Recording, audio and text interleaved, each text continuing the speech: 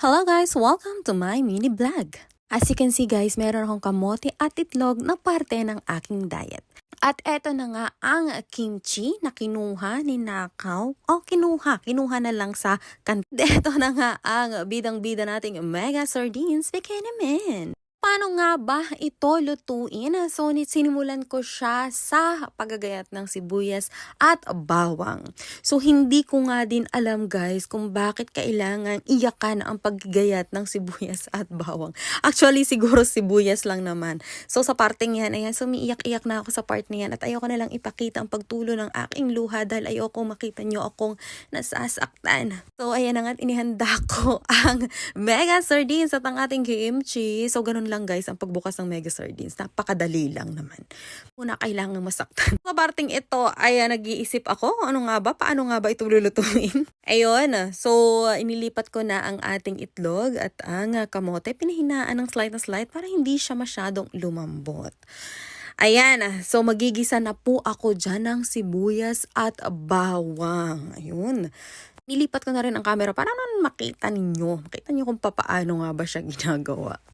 So, ayun, igisa na natin ang sibuyas at bawang at hindi ko rin alam bakit nga ba ginigisa ang sibuyas at bawang. At saka bakit ba siya laging inuuna? Hindi ba pwedeng ako yung priority?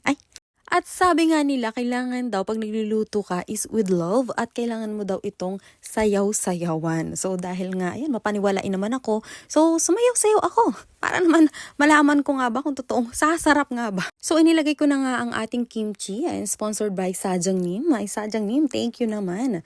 So guys, alam nyo ba, ayan, so hindi po ako masyadong kumakain ng Korean food.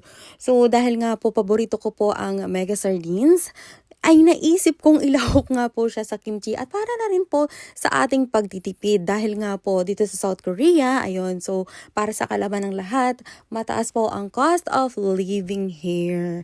So kung hindi ka po magtitipid, ayun, so baka sakaling, ayan, mamulubi ka rito. Bukod nga po sa pagtaas ng sahod ng mga factory worker dito sa South Korea, ay ganun din po ang pagtaas ng bilihin at bayarin. So, dahil mag-iinarte ako sa part na to, lalagyan ko siya ng, ayan, paminta at oyster sauce. Pero kung wala naman po kayong oyster sauce, okay lang naman po. Nilagyan ko lang siya para pang-palasa. At dahil nga hindi nga po ako naglalagay ng asin, dahil nga po mayroon na pong lasa ang kimchi. So, natitimplahan na po siya. So, no need na po nating lagyan ng pangpaalat. So, napakasimple lang niya lutuin guys. Eto na nga at luto na siya. At hindi na nga po natin to patatagalin pa. Ayun unang bite. Ayan, kimchi agad.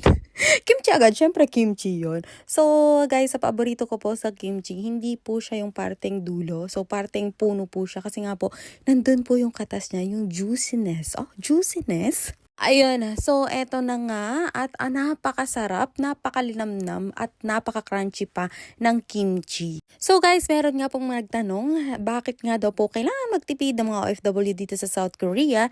Malalaki naman daw po ang sahod namin.